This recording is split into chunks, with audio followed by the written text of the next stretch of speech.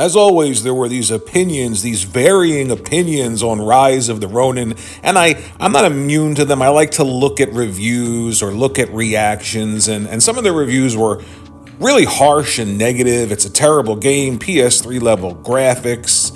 I saw some people just outright saying, don't waste your time. I always found it interesting. People I don't know telling me what I'm supposed to do or what I'm supposed to like. Really strange, but that's the times that we live in. People literally listen to people that they don't know and make decisions based on spending their own money that they've earned based on what those people that they don't know are telling them, which leads me to this video, which is kind of strange because I'm telling you something too, so why should you listen to me? And the whole point is that really you shouldn't. You should just sort of think about the things that you enjoy, watch some videos, see some gameplay. You know the things that you like and you know the things that you don't like. So when I saw Rise of the Ronin, I thought, okay, I loved Ghost of Tsushima. I like this time period. I like playing as a ninja. I love stealth. I thought Tenchu. I saw some gameplay and I said, ooh, that looks really cool.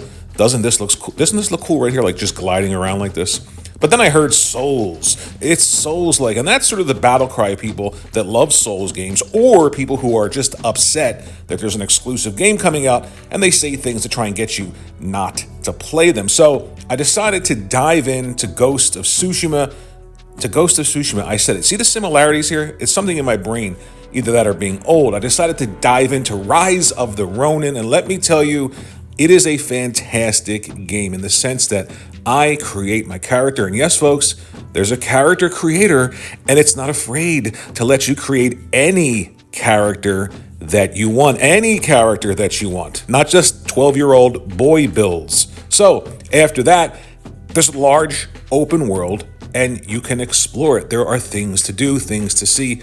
I think that at times the graphics are stunning. Yes, there are times that you can notice there were some corners cut to be a little bit nice, but the AAA game, all these stories about prices and how expensive they are. Okay, look, if this is where we are right now when it comes to a brand new IP from this studio, and by the way, this is their first foray into large open world, their first attempt, folks, so why not give them some support? So I went into it. By the way, this is beautiful right here. I don't know why people are saying the graphics are terrible, but I went into it and I found myself really enjoying it. Yes, there is some rhythm to the gameplay and there is that stamina meter a la, I guess you could say that's the Souls comparison, but you can adjust the difficulty. You can play this on story and you can learn the moveset.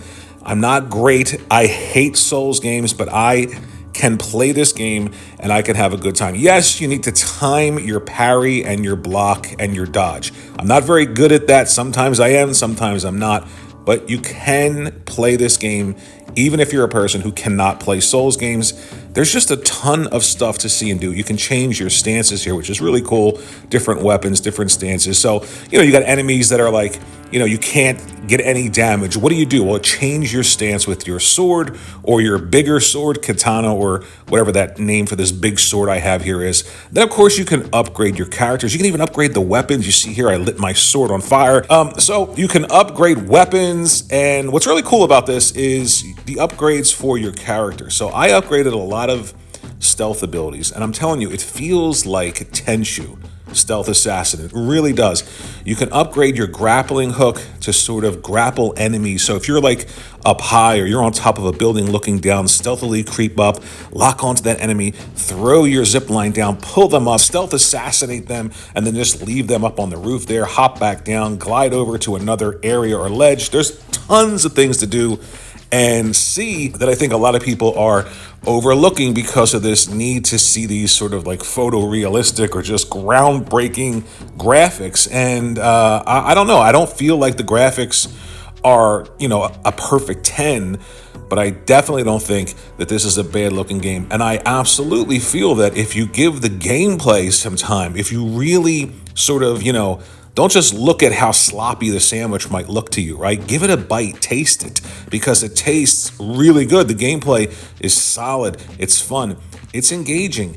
It's not hack and slashy. You go to the easy difficulty, you can hack and slash a bit, but if you take your time, change your stance, guard, attack a few times, back away, It is fun. It is like Souls light, I guess I would say. I'm not a Souls player. I can't stand those games. I don't like playing games that are just overly difficult or hearing people tell me, bro, just learn the patterns, bro. Like, bro, why don't you just learn the patterns, bro? Be part of an elite group of Souls players. I platinumed the Souls game. You know what that means? Supermodels are all over me saying, holy shit, did you platinum Souls games? Let's have sex. Never happens. So I think that it's a great game. It reminds me of almost like Days Gone, where it came out, people were trashing it, and then I played it and I thought, am I playing the same game that these people are trashing? I don't get it. It happens sometimes with a lot of different types of games, and this is one of them. I feel like I can't recommend this game enough. It's another PlayStation exclusive. PlayStation has been absolutely crushing it lately. I am back to that feeling I had playing my Xbox 360 at launch, playing my PlayStation 2. It feels like a console gamer's console, and that's what I'm looking for. I'm looking for those games that sort of, get me excited about why I purchased the system. Take your time, learn the combat, explore the world, build your character, just enjoy it. It is a gamer's game. It's one of those video games that is just a video game, folks. It's not trying to be anything else. There isn't this like hour-long cutscene every 5 or 10 minutes. There isn't some emotionally engaging, horrible event that takes place. Yeah, there's a story, and it's okay. It's good. It's based on historical events and stuff like that. Maybe some people you've never heard of in history. Look it up. It's interesting. But it's definitely not something that you're going to have to sit through, 25-minute cutscenes, or, you're going to hear people talk about, oh, it's the greatest game ever, but not because of the gameplay, because of the story, which is insane to me. We're here to play video games. This is a fantastic, fantastic game. If you like any kind of open world game, if you like any kind of Assassin's Creed game, if you like feudal Japan setting, if you like Ghost of Tsushima, if you like Tenchu Stealth Assassin, you're going to like Rise of the Ronin. If you love Souls games, you're probably going to like splooge all over this game. If you hate Souls games, you're still going to be able to play and enjoy this game. Just learn how to hold the L1 button, how to press the circle button to strafe and to parry. Learn how to time it a bit, block 1 or 2 attacks from enemies, and you're good. This is a fantastic game. Check out Rise of the Ronin. I think it is fantastic. Having a great time with it. Let me know what you think in the comments section below. If you have this game, if you played it, if you like it. Thanks for watching. See you in the next one.